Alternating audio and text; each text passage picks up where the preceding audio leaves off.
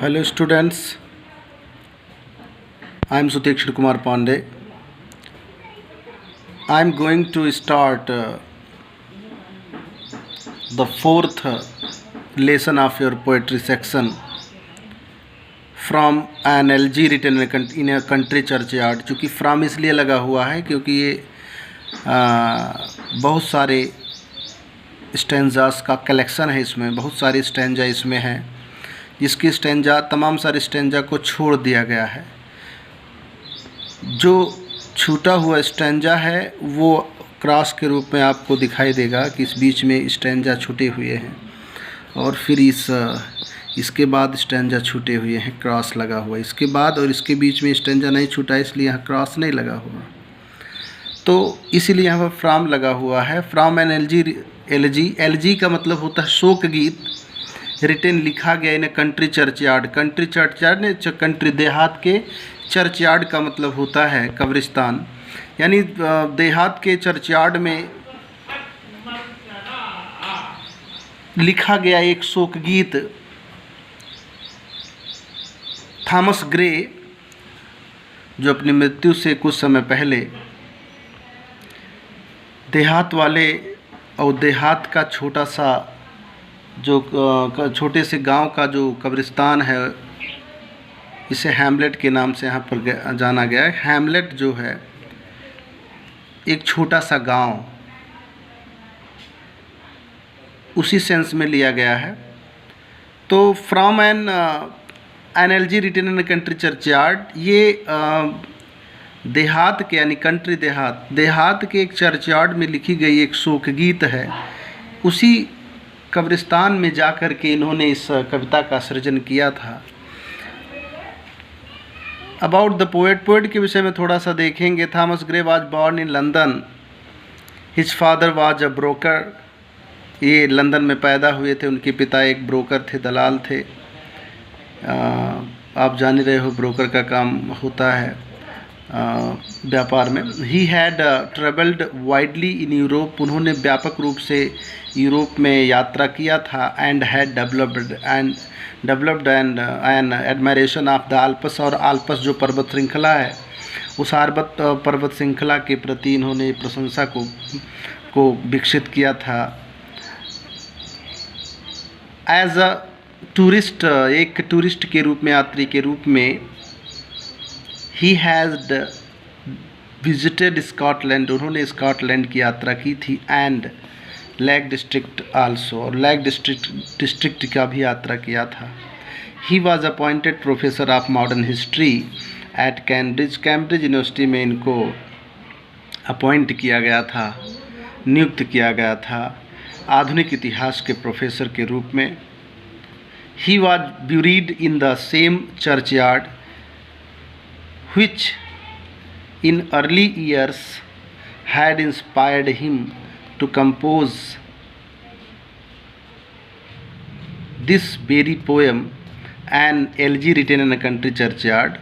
Actually he was buried in the same churchyard, उन्हें उसी churchyard में, कब्रिस्तान में दफनाया गया था। which जो या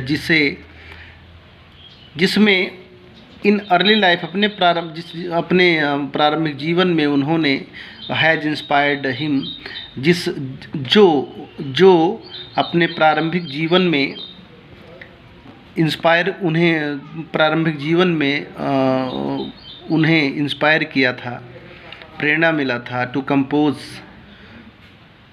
रचना करने के लिए संगीत की।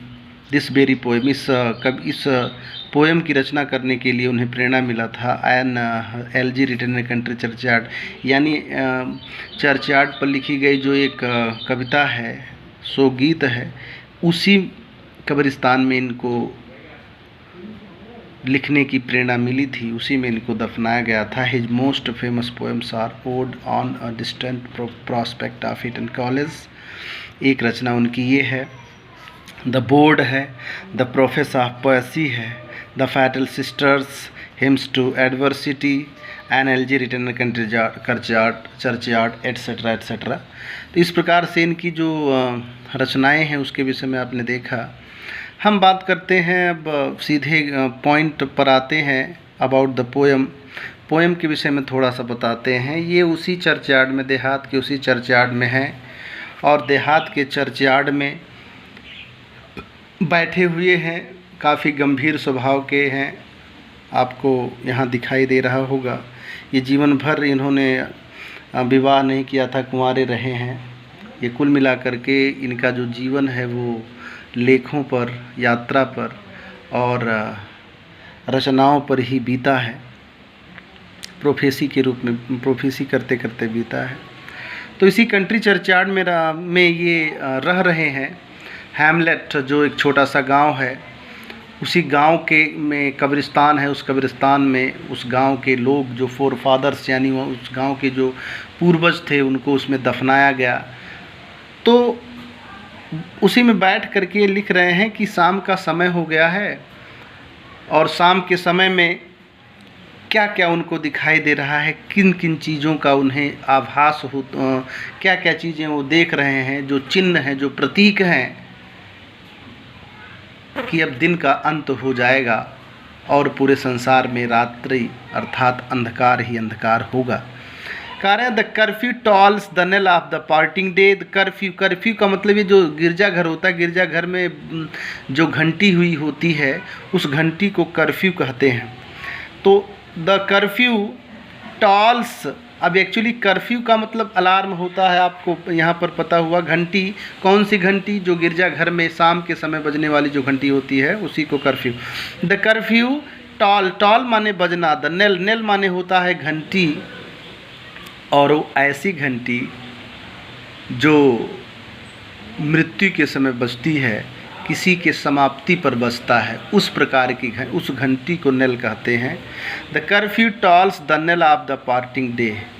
आप पार्टिंग डे माने दिन के अंत की सूचक घंटी, जो कर्फ्यू है यानी जो गिरजाघर की घंटी है, वो टॉल्स बज रही है। तो कैसे बजती है? आपको पता है कि एक घंटी लगी, फिर जो है थोड़ा कुछ सेकंड के लिए रुकती है, फिर एक घंटी बजती है। गिरजाघरों में जो जैसे घंटियाँ बजती हुई आपको सुनाई देती होंगी, उसी को कर्फ्यू बोलते हैं। The curfew tolls the knell of the parting day.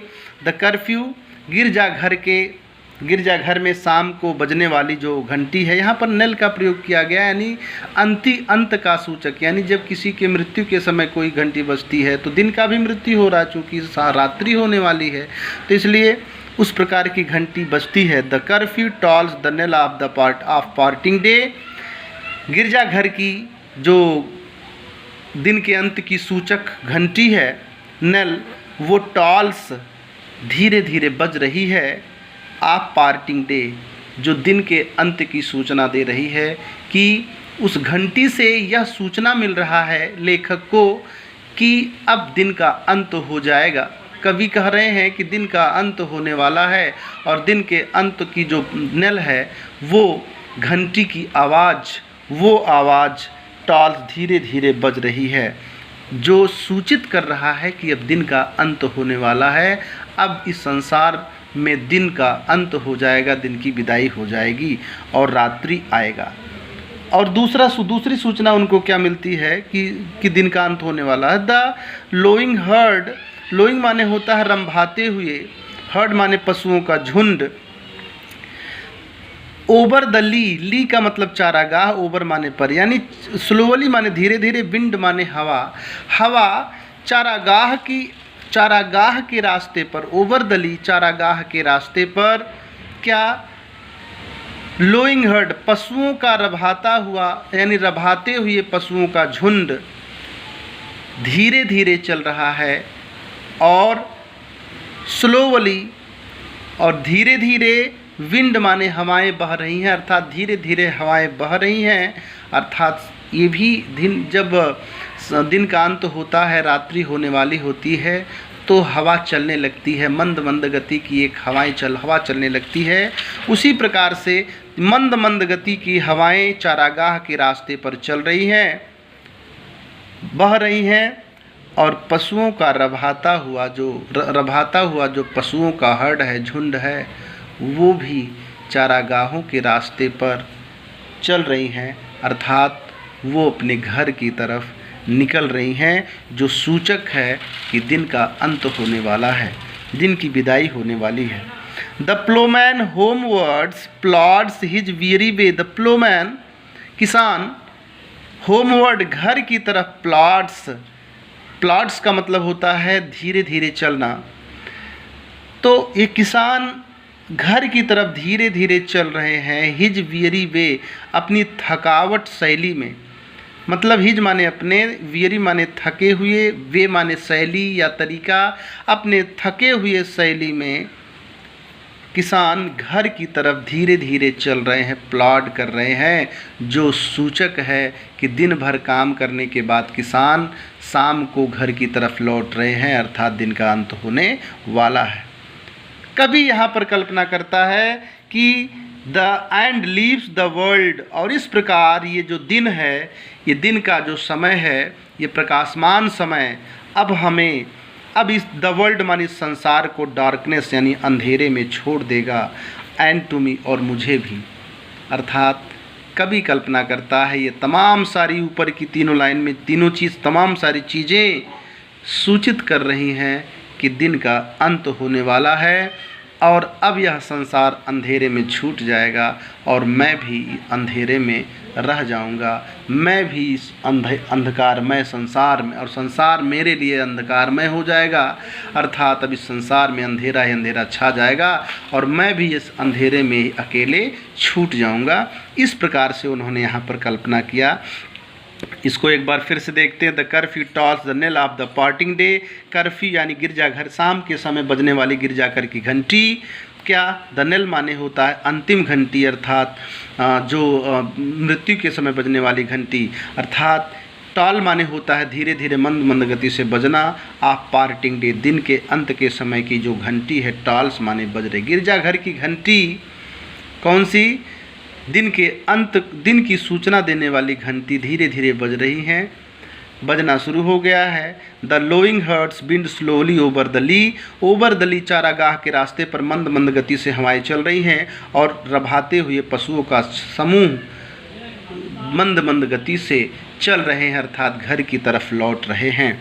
The ploughman homewards plods his weary वे, और जो किसान है वो हिज वियरी वे, अपनी थकावट शैली में, अर्थात दिन भर परिश्रम करने के बाद थक जाने के कारण थकावट शैली के साथ अपने घर की तरफ प्लॉट्स मंद मंद गति से चल रहे हैं।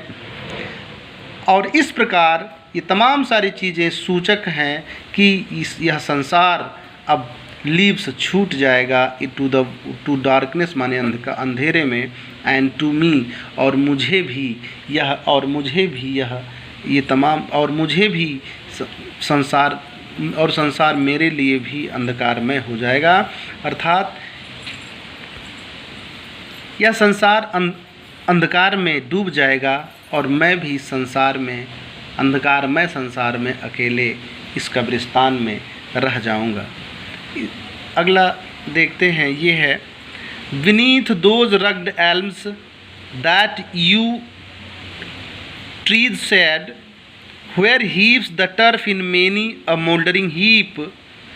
और फिर आगे है each in his narrow cell for ever, हमेशा हमेशा के लिए लेटे हुए हैं। the rude forefathers, the rude माने असभ्य अशिक्षित, forefathers पूर्वज, of the hamlet, hamlet अर्थात उस छोटे से गांव के जो असभ्य फोरफादर्स हैं, अर्थात असभ्य जो कौन है, पूर्वज हैं, वो हमेशा हमेशा के लिए अपने नैरो सेल में, नैरो सेल का मतलब कब्रिस्तान में, ईच माने प्रत्येक, यानी इस मैदान में, अर्थात इस कब्रिस्तान में जो प्रत्येक नैरो सेल है अर्थात कब्र है, उन कब्रों में हमेशा हमेशा के लिए लेटे हुए हैं, स्लीप, और सो गए हैं। अब ये बताया गया where beneath those rugged elms, those माने उन, एल्म्स, रग्ड का मतलब खुरदरे, यानी खुरदरे उन खुरदरे एल्म्स, एल्म नामक वृक्षों के नीचे, that you trees said, you नामक वृक्ष की छाया में, वेयर जहाँ, हीव्स द टर्फ, जहाँ टर्फ माने सूखी घास, जहाँ सूखी घास हीव्स उठा हुआ है। In many a mouldering heap, many माने बहुत से, मोल्डरिंग माने ढहते हुए, हीप माने ढेर, बहुत से ढहते हुए ढेर के रूप में सूखी घास के मैदान में उठा हुआ है, अर्थात ढेर लगा हुआ है। उन्हीं ढेरों के नीचे, उन्हीं ढेरों में अर्थात उन्हीं अपने प्रत्येक सेल में अर्थात कब्रों में हैमलेट नामक अर्थात उस छोटे से गांव के असभ्य फोरफादर फॉरएवर हमेशा हमेशा के लिए लेटे हुए हैं एंड स्लीप और सो गए हैं। मतलब ये है कि उस हैमलेट नामक छोटे से गांव के जो असभ्य फोरफादर हैं अर्थात अशिक्षित पूर्वज हैं, वो अशिक्षित पूर्वज अपने अपने प्रत्येक सेल में, अपने अपने प्रत्येक नैरो सेल में अर्थात कब्रों में फॉरएवर हमेशा हमेशा के लिए लेटे हैं और हमेशा हमेशा के लिए लेटे हुए हैं और सो गए हैं, अर्थात जो कभी भी उठेंगे नहीं, अर्थात उनकी मृत्यु हो चुकी है, लेटे हुए हैं। और वो कब्र कहाँ है? वो कब्र है बीनीथ दोज रग्ड एल्म्स, या तो वो कब्रें दोज उन रग्ड एल्म्स, या तो वो कब्रें उन खुरदरे एल्म नामक वृक्ष के नीचे हैं, दैट यू ट्रीज सेड, या तो उस यू नामक वृक्ष की छाया में, या तो उस यू नामक वृक्ष की छाया में है। होयर, जहाँ अर्थात जिस द टर्फ, जिस घास के, सूखी घास के मैदान वाली उस कब्रिस्तान में, अपने उस कब्रिस्तान में ढहते हुए, बहुत से ढहते हुए ढेर के रूप में उठे हुए हैं, अर्थात ढहते हुए ढहते हुई मिट्टी वाली ढेर में हमेशा हमेशा के लिए लेटे हुए हैं और सो गए हैं, अर्थात वो कभी भी जगेंगे नहीं। इस प्रकार से उन्होंने ऐसा यहाँ पर बताया कि ये जो हैमलेट नामक गांव के जिस कब्रिस्तान में वो रह करके वो राइटिंग कर रहे हैं, अपनी रचना कर रहे हैं, वो कह रहे हैं कि हैमलेट नामक गांव के फोरफादर्स अर्थात पूर्वज जो अपने अपने प्रत्येक सेल में, प्रत्येक अपने अपने कब्रों में हमेशा हमेशा के लिए लेटे हुए हैं और सो गए हैं, वो कब्रें कहाँ हैं? वे कब्रें या तो उन खुरदरे एल्म नामक वृक्ष की छाया के, उस वृक्ष के नीचे हैं, या तो दैट यू ट्रीज सेट, या तो वे कब्रें उस यू नामक वृक्ष की छाया में हैं।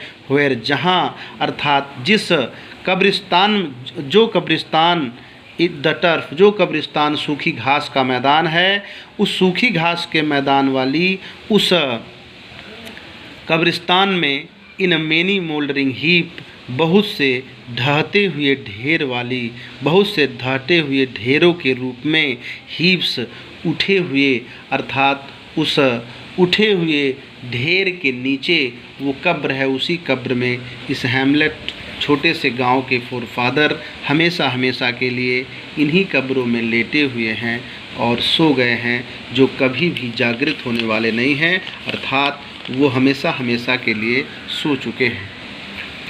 उसके बाद 3 और है आपके इसमें द ब्रीजी उसके बाद द ब्रीजी कॉल, फिर है not ambition and the boast of heraldry. इन तीनों को मैं अगले वीडियो में आप लोगों को बताऊंगा। Thank you.